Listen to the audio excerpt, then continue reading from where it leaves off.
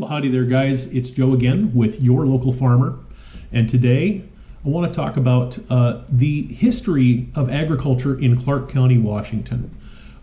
We have a unique situation in our county where several historical occurrences have really impacted agriculture, most of which to the detriment of agriculture, if you will. And I want to mention, first of all, I did a video here just a while back about ag in my county.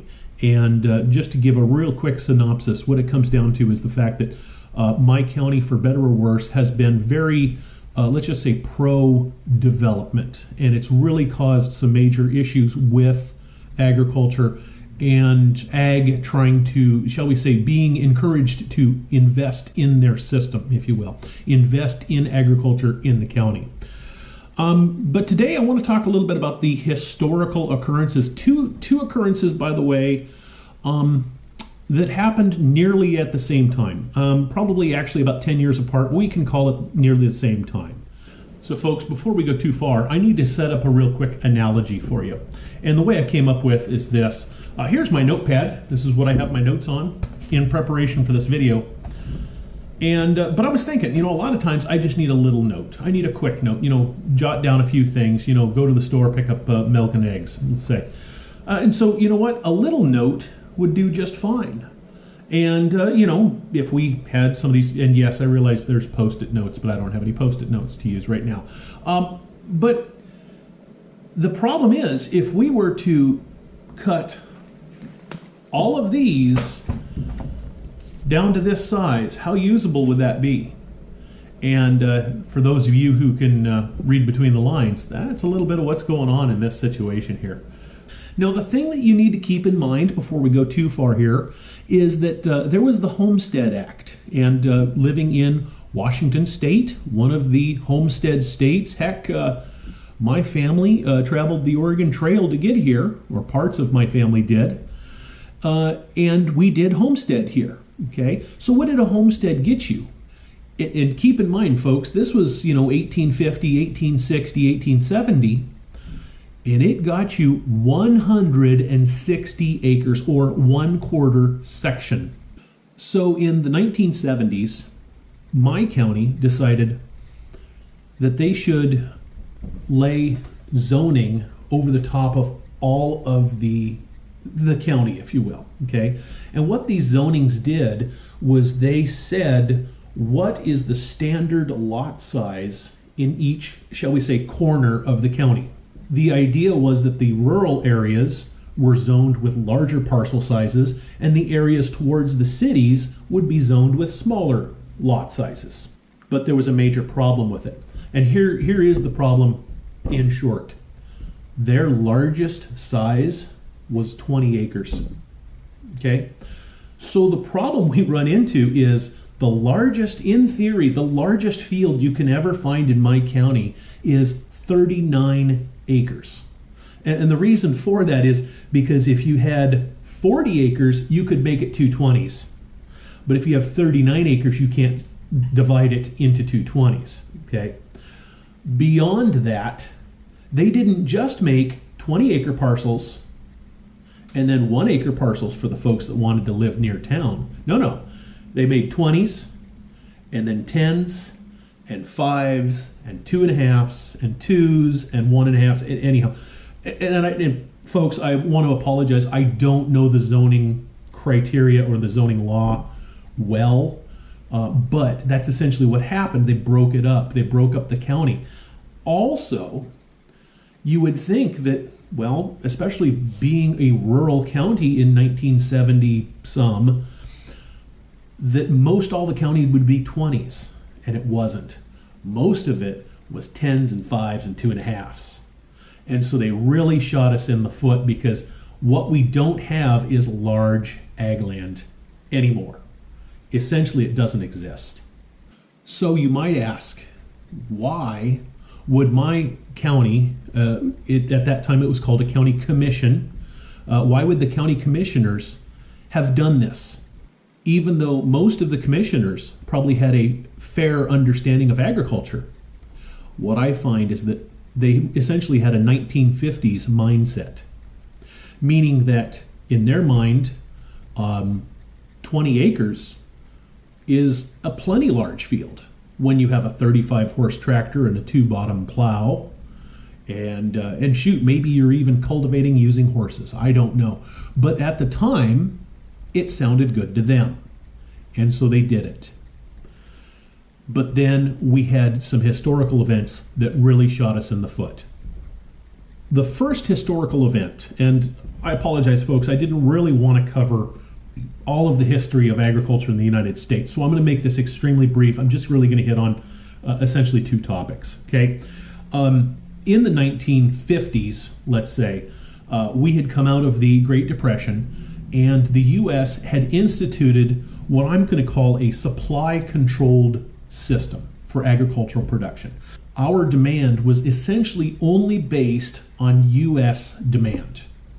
And although we did trade with other countries, we really looked at only within the U.S. as our demand base.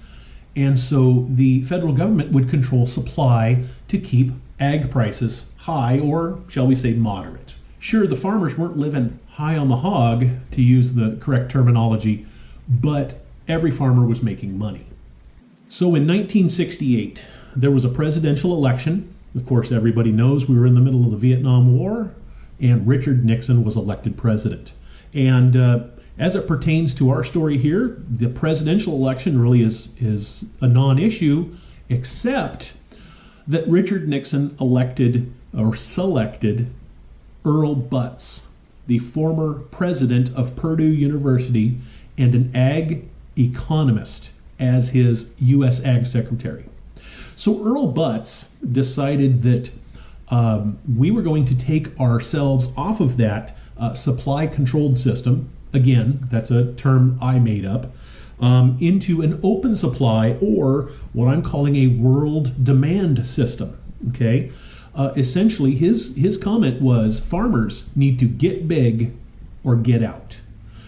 Essentially, his plan was, and by the way, it did work. His plan was that the U.S. was going to overproduce. We were going to essentially crash the world commodity systems. But in doing so, all of this foreign money was going to flow into the United States. And of course, if farmers had an issue, being profitable, we would make that up with subsidies. So 1968 was really where we saw, farm subsidies come in. And by the way, that exact system that he laid out did happen, and it happened without too much consequence. And in fact, I would even venture to say that agriculture in the 1970s was amazing. U.S. farmers were profitable beyond belief. Everyone was buying new machinery, tractor sales were through the roof, and everyone was living high on the hog. Now, I want to say that is the historical world that we found our county in when they decided to start breaking these properties into, again, very convenient little usable properties. Pretty much from border to border, all of Clark County is exceptionally profitable. Our primary products were, first and foremost, dairy production, beef production, and the commodities that go behind those. So hay and grain, and then we had quite a bit of tree fruit and things like that. All of those went to make a wonderful mix for Clark County, and Clark County agriculture was thriving. So, what was the single historical event that destroyed agriculture in Clark County? Well, it comes down to the invasion of Afghanistan by Russia, the Soviet Union. In 1980, the Soviet Union marched into Afghanistan, and President Jimmy Carter was being advised that he would be seen as weak if he didn't at least try to do something against the Soviet Union. Well, it just so happens that even though we were in the middle of a Cold War, we did sell Russia a little bit of wheat. Now, when I say a little bit of wheat, yes, it was probably 5, 6, 7 shiploads of wheat, but it only equated to something like 2% of the Russian wheat consumption annually. But it was enough. So, in 1980, Jimmy Carter said that the U.S. would no longer sell wheat to Russia, and there was a wheat embargo. The problem with that statement was that he did not upset the Soviet Union. Instead, he upset every other country. And even though these are my words and not theirs, of course, the response was, if the U.S. is going to use food as a weapon, we are not going to do business with them. And so overnight, the U.S. lost key trade partners all throughout the Pacific Rim, primarily, as well as a handful of countries in Europe. These were countries like Malaysia and Japan and Indonesia, Brazil, France, Germany, and a handful of others. It collapsed the U.S. commodity market. Okay, so all of a sudden, agriculture just comes to a screeching halt. Now, although farmers were definitely in a, well, let's just say a bad way, there were still some profit margins. There were still people making money, but the margins were very small. So the question had to be asked, well, how do farmers make up for those small profit margins? Well, you make up for it in volume. And so the problem was that overnight, farms had to grow from, say, 200 or 300 acres to 1,000, 1,500, 2,000, 2,500 acre farms in order to be profitable. Okay? Well, how do you do that when your largest parcel size is only 20 acres?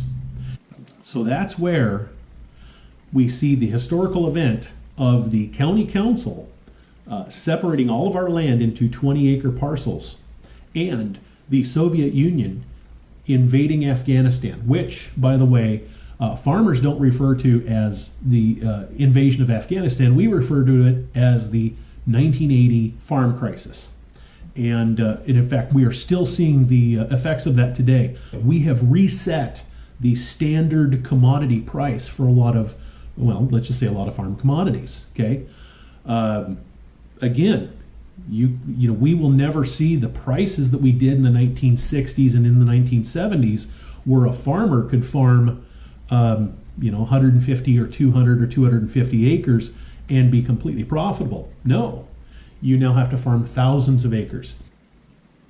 So in summary, guys, the problems that I see as a farmer was that there were these unintended consequences.